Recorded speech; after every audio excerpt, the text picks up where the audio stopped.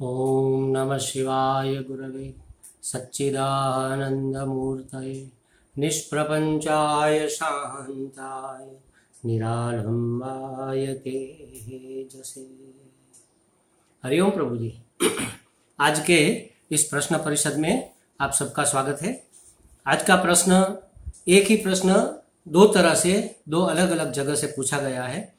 एक तो राजकोट से रसिक भाई कोटक जी पूछते हैं और लखनऊ से साधना गुप्ता जी ने पूछा है। दोनों का अर्थ तो एक ही है, फिर भी हम उसका विश्लेषण करने का प्रयत्न करेंगे। उसने पूछा है मनोलय और मनोनाश क्या है, ये पूछा है रसिक भाई जी ने। और साधना जी ने पूछा है चित्त निरोध और निरुद्ध चित्त की चित्त भी विलय काल, निरुद्ध चित्त का भी विलय काल ये क्या है। चित्त निरोध और निरुद्ध चित्त का भी विलय काल क्या है। देखो प्रभु जी, इसको समझने के लिए पहले थोड़ा हम एक उदाहरण से शुरू करते हैं। जैसे कि हमारे शरीर में कहीं पर अगर हम स्वस्थ नहीं है, स्थूल शरीर में कोई रोग है, कोई दोष है, इंद्रियों में कोई दोष है, कोई रोग है, या मन में कोई उचाट, कोई उत्पात या मनोरोग कोई भी है, बुद्धि में भी रोग हो सकते हैं, बुद्धि मांद्य, ये सब बुद्धि की मंदता इत्यादि। तो हम स्वस्थ नहीं रहे। जब हम स्वस्थ नहीं रहे तो उलझन रहती है, थोड़ा उत्पात रहता है, थोड़ी अस्वस्थता रहती है, असंतोष रहता है। तो अस्वस्थता का, दोष का, रोग का निवारण हम करने का प्रयत्न करते हैं। और उसका निवारण करने के दो तरीके हैं, दो पद्धति है। एक तो उस रोग को, उस दोष को, उस अस्वस्थता को मूल से मिटा दे, बिल्कुल ही मिट जाए कि वो वापस आए ही नहीं। और दूसरा तत्काल के लिए उसको दबा दे, उसको रोक दे, उसका अवरोध कर दे, जिसको शास्त्र की भाषा में निरोध कहा गया। तो महाराज हमारे एलोपैथी में पेन किलर देते, जैसे कि हमारे सर में दर्द है तो सर दर्द परेशान कर रहा है, हमें अध्ययन करने नहीं देता, हमें सत्संग करने नहीं देता, हमें ध्यान लगाने नहीं देता, हमारा ध्यान बार बार यहीं पर आकर रुक जाता है।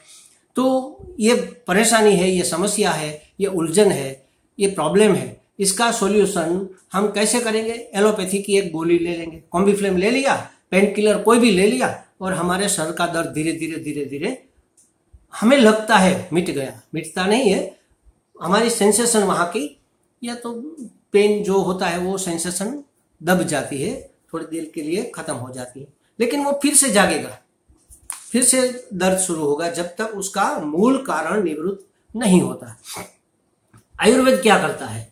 आयुर्वेद उसके मूल का विश्लेषण करता है और फिर उसको मूल से ही खत्म करता है। समय लगता है उसमें, सीधा गोली खा ली और 10 मिनट में या 15 मिनट में हमारा पेन रिलीज हो गया, ऐसा आयुर्वेद में नहीं होता। आयुर्वेद में तो उसके मूल कारण का विश्लेषण किया जाता है, उसकी जांच की जाती है और उस मूल कारण को निवृत्त किया जाता है। जैसे हमने सर दर्द का उदाहरण लिया, तो सर दर्द तो पूरे सर में रहता है, लेकिन उसका एपिसेंटर, वो उसका केंद्र कहाँ पर है? अगर हमारा सर यहाँ से ज्यादा दुख रहा है और फिर पीछे इसके हिसाब से दुख रहा है, यहाँ से शुरू हुआ और बाकी सब दुखना शुरू हुआ, तो यहाँ से दुखने वाला सर, उसका कारण है कफ दोष।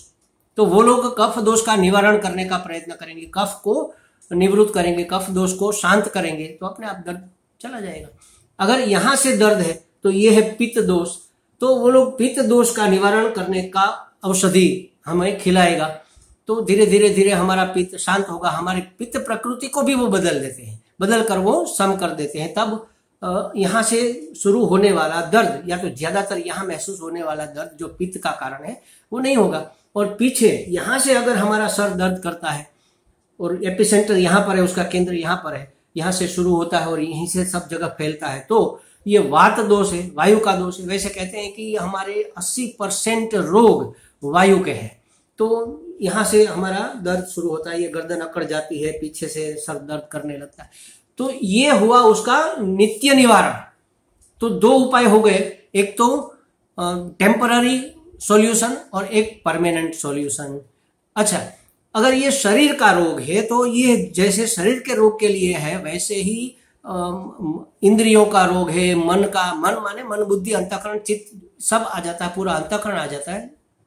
तो उसके रोग के लिए हमारे शास्त्रों में भी इसके उपाय दिए गए हैं। रोग माने अस्वस्थता, देखो ये शब्द भी समझने जैसा है। स्वस्थता, स्व में स्थिति, अपने आप में स्थिति। अभी हमारी स्व में स्थिति नहीं है, हम पर में स्थित है, पर स्थित है, जो अन्य है, जो दूसरा है, मैं के सिवा जो है, जो अनात्मा है, उसमें हमारी स्थिति है। शरीर में हमारी स्थिति है, मन में स्थिति है, बुद्धि में स्थिति है, इंद्रियों में हमारी स्थिति है, या तो इससे बाहर भी पुत्र परिवार में स्थिति है, गेह देह में स्थिति है, घर में स्थिति है, मकान में स्थिति है, बंगलो, गाड़ी वाड़ी लाड़ी, इन सब में हमारी हम उसमें रहते हैं, उसमें हमारी स्थिति है। तो हम स्वस्थ नहीं है।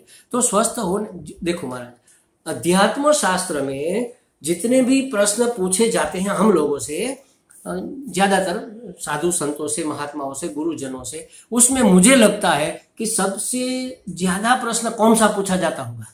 सबसे ज्यादा पूछा जाने वाला प्रश्न यही है कि महाराज हमारा मन स्थिर नहीं रहता, हमारा मन चंचल रहता है, हमें विचार आते रहते, हमारे मन में विचार जागृत होते रहते, एक जगह हमारा मन टिकता नहीं। ये सबका प्रॉब्लम है। और टिके अगर तो उसको मन नहीं कहेंगे, मन उसी को कहेंगे कि जो चंचल है, उसमें विचारों की परंपरा, विचारों की परंपरा का नाम ही तो मन है, विचारों के सिलसिले का नाम ही तो मन कहते हैं। तो वो अगर स्वस्थ नहीं है, स्व में स्थित नहीं है, अपने आप में स्वस्थ स्थित नहीं है, तो उसको स्वस्थ करने के क्या उपाय है? जैसे हमने रोग का निवारण किया तो हम स्वस्थ हो गए, रोग का क्या हुआ? समाधान हो गया। इसीलिए इसी तरह मन का भी समाधान अगर हो जाए और हमेशा के लिए समाधान हो जाए तो उसको कहते हैं समाधि स्थिति। तो समाधि के लिए हमें क्या करना पड़ेगा? देखो महाराज, मन वश करना अनिवार्य है समाधि स्थिति के लिए। समाधान, शरीर का समाधान हो गया, वैसे ही मन का अगर समाधान हो जाए, मन में कोई समस्या ही न रहे, न तो कुछ पाना है, न तो कुछ खोना है, न कहीं आना है, न कहीं जाना है, जो है सो ठीक है, जो से हो पूर्ण है। हमें अपूर्णता की अनुभूति है, इसलिए हमें कुछ न कुछ बनते रहना पड़ता है, कहीं ना कहीं जाना है, कहीं ना कहीं से आना है, कुछ खाना है, कुछ देना है, कुछ लेना है, कुछ ना कुछ करना है, कुछ ना कुछ बनना है। हम अपने आप को अपूर्ण मानते हैं, इसलिए मन स्वस्थ नहीं है। मन रास्ता दिखाता है कि वहां जाओ, ये करो, वो करो, ये बनो, वो बनो, तब तुम पूर्ण होगे। और यहां से सुख ढूंढो, हमको सुखी होना है, आनंदित होना है, और सुखी होना ही नहीं है, सुखी रहना भी है। तो विषयों में से सुख ढूंढो, वहां से सुख ढूंढो, यहां से सुख ढूंढो, तो मन भागता रहता है। तो वास्तव में मन कहो, चित्त कहो, जो चित्त है ना, चित्त, उसमें ची प्लस त आधा और त पूरा, इतना वर्ण, इतने अक्षर इसमें समाये हुए हैं। ची, त और त, पूरा त।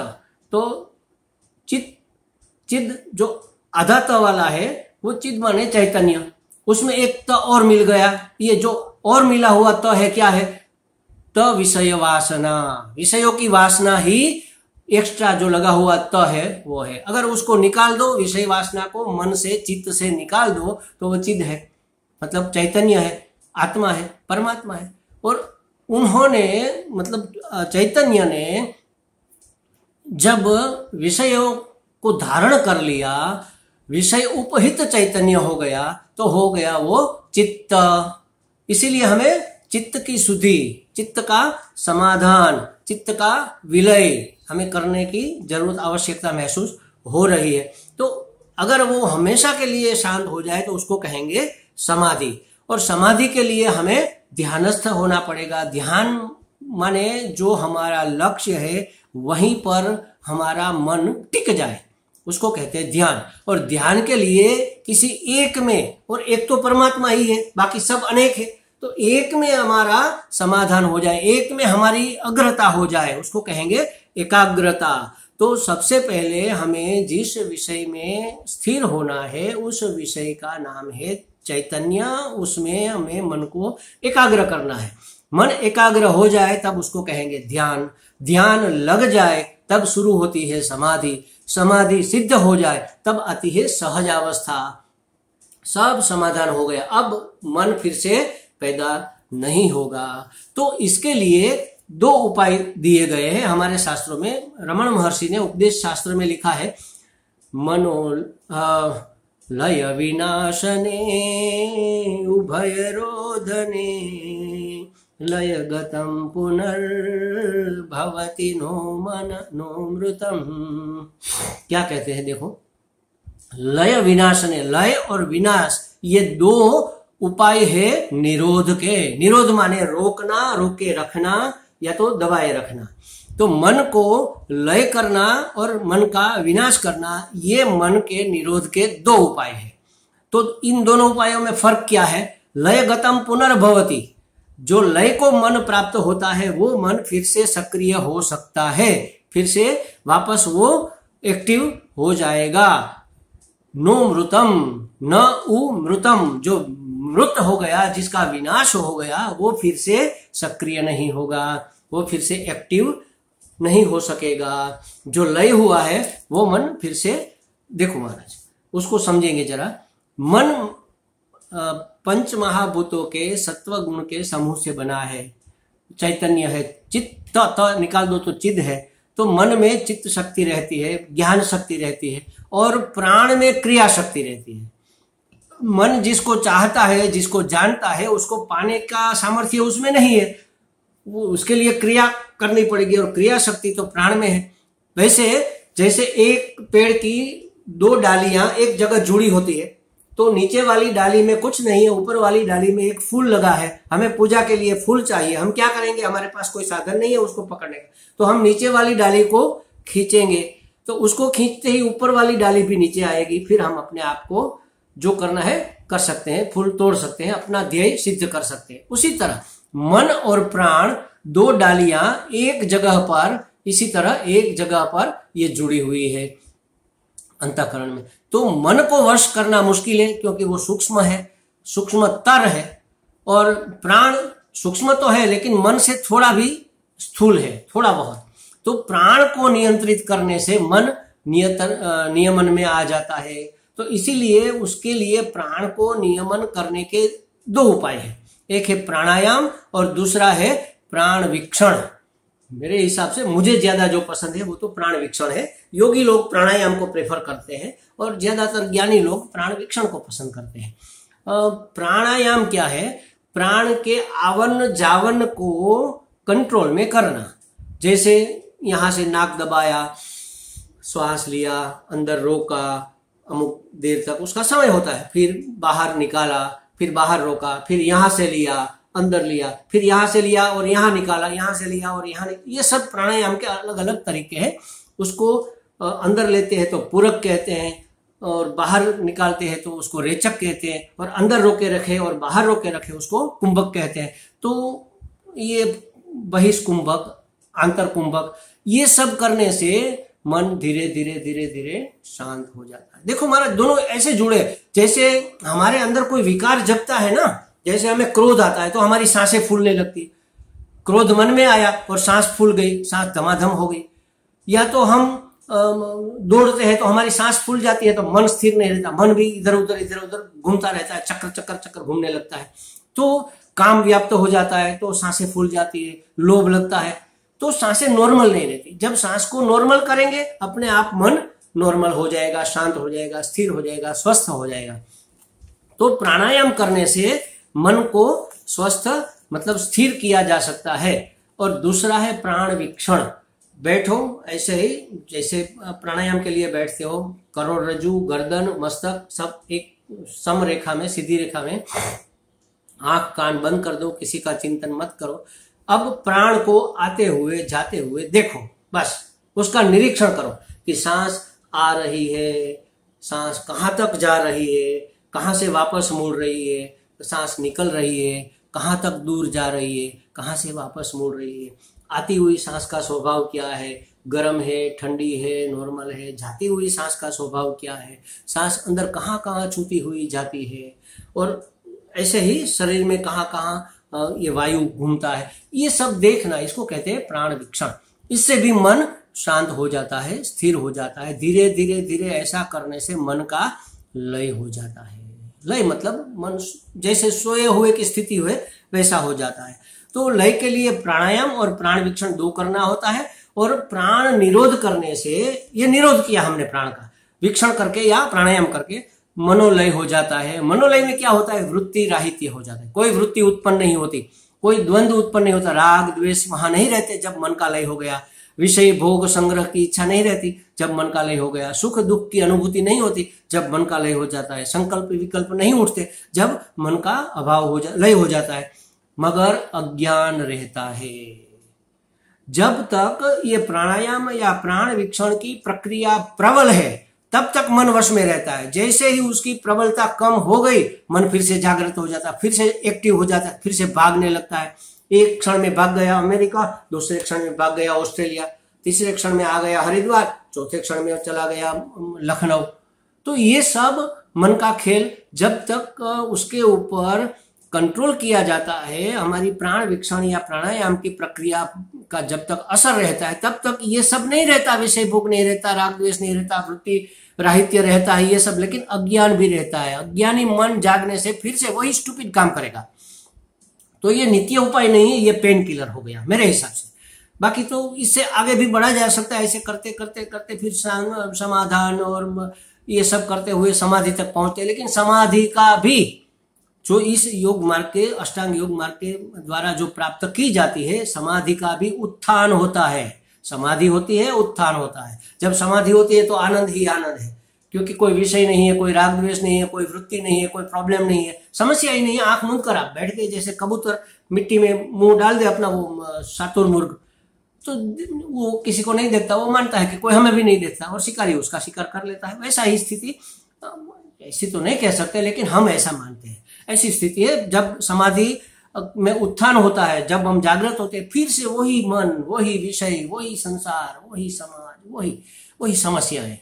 उसमें बहुत ज्यादा फर्क नहीं होता, थोड़ा बहुत होता है, थोड़ा डाइल्यूट हो जाता है, लेकिन फिर बार बार उसको समाधि लगाने की जरूरत पड़ती है। तो ये है प्राण का लय, मनोनाश, मन का लय। मनोनाश हो जाने के बाद फिर मन होता ही नहीं, तो उसको बार बार करने की जरूरत नहीं पड़ती। मन का विनाश क्या है? मन को वासना शून्य कर देना, यही मनोनाश है।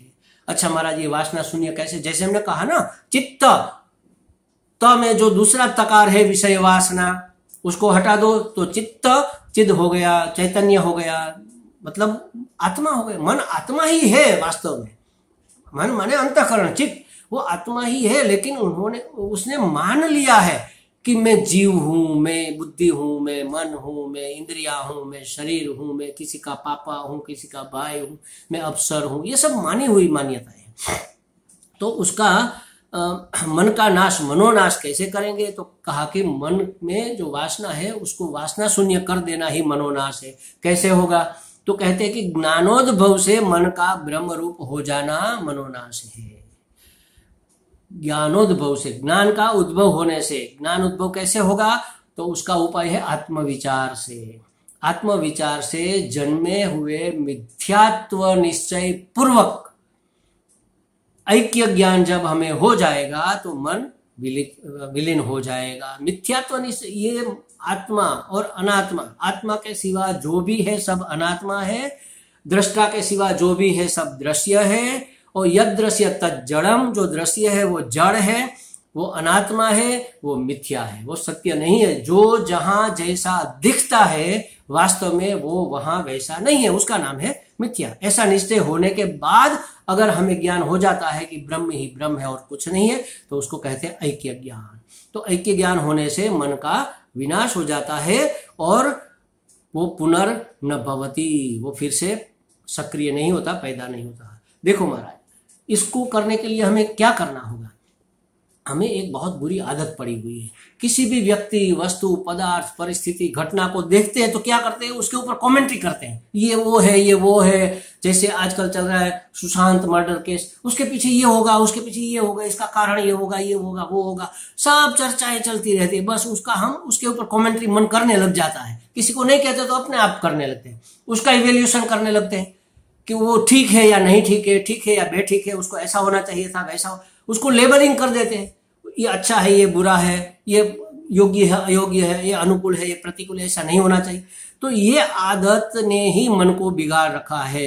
ऐसी प्रवृत्ति हमें छोड़नी होगी। अगर ये प्रवृत्ति जब तक हम नहीं छोड़ेंगे, मन वासना शून्य नहीं होगा, तो इसके लिए क्या उपाय है इस प्रवृत्ति को छोड़ने के लिए? तो हमें प्रत्येक में परमात्मा को देखना होगा, प्रत्येक परिस्थिति परमात्मा की योजना है ऐसा समझना होगा, और तीसरा, प्रत्येक घटना ईश्वर की लीला है ये मानना होगा।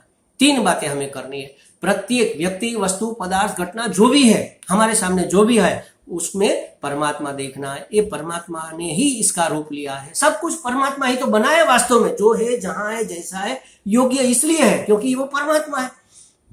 तो सब में, प्रत्येक में परमात्मा को देखना एक बात, प्रत्येक परिस्थिति को परमात्मा की योजना समझना, उसकी योजना है इसलिए ऐसी परिस्थिति है वो ही। जैसे आजकल कोरोना चल रहा है तो ईश्वर की योजना है, उसके पीछे कोई ना कोई कल्याण की योजना होगी। वो तो हमेशा कल्याण ही करना चाहता है, कैसे करता है वो हमें पता नहीं।